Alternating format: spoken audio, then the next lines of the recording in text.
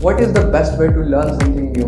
What is the best possible way that we can use to learn something fast? Then it becomes super easy and you can quickly go through your process to see where you are. So if your process is defined already, so it helps you to learn something new very fastly. If you apply these steps in your learning process, it will help you a lot easily. So let us see what are the 4 steps that can help us define our whole learning process in the best possible way.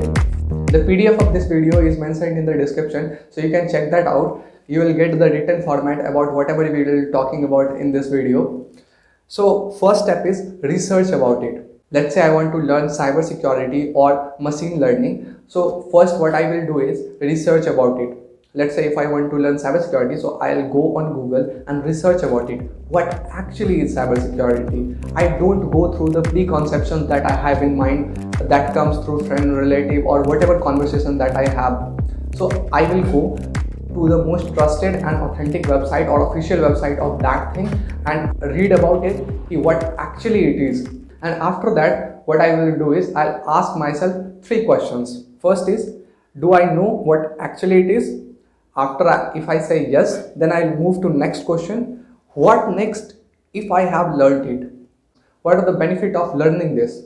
How is it useful for me? And the third question is review from the expert of the field. I'll review about the course that I am taking or the skill that I want to learn from the expert. I'll go through their biography or I'll go through the review they have made about what actually this field is and the things that you should consider before starting or entering this field. So I'll go and check the review of that thing. So this is step 1. Step 2 is define your resource.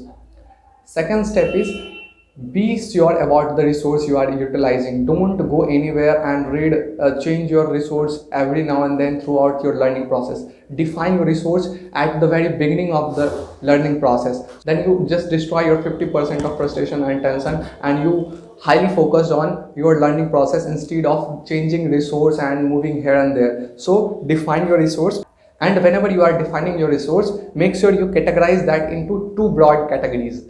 First is internet resource and second is written resource or book resource. I generally prefer to go with internet resource for most of my technical learning, but for general purpose learning, like let's say communication skill, let's say for other thing like finance and all, I generally prefer to go with books. It is my opinion, you can have your own way, but make sure that you define your resource in 2 categories. First is internet resource, and you should define your internet resource. You should not be relaxed that whenever I want to learn, I'll just Google it and I'll go through any website and learn it. Don't make that. Predefine your resources. That will help you a lot, trust me. Third point is making a target plan. After you have defined your resource, you have learned what actually the field is. The third most important thing is make target plan. Define the time interval that in which you want to learn this particular skill or new course, anything. So make sure you have a target plan. In target plan include 3 things. First, to what extent you want to learn this skill or course. Second thing, the time you will be devoting to it. And the third thing is whenever you are making this plan, your learning plan, you should include in it what time you will be giving for theory part and what time you will be giving for practical or application part. What I myself do is I prefer to give 40% of my learning time on theory or the things that I have to consume, and 60% of my learning time I devote in practical application about that thing. I personally feel myself more motivated and more energetic whenever I am practically applying any concept that I learn. So I devote my 60% of learning time on practical application of that and 40% of time in learning it. So if you have set your plan of let's say 10 days, you want to learn this in 10 days, make sure you define in it that what time I am giving just for the theory part, learning part. Let's say if you have made your target plan for 10 days, that in 10 days I learn this skill. So what I will do is I'll give 4 days for learning theory part of it and 6 days on application of it. You should have your own based upon your previous experience or based upon your thought and idea, whatever you feel comfortable doing. So if you let's say if you want to do 50-50, so you should be definite that I'll only give 5 days on learning and rest of the 5 days I'll give on practically applying those concepts so that I can get the most benefit out of it. After you have made your target plan, you should start learning. Immediately, you should start learning. My last tip would be after 50%, review your whole process, review your whole learning process.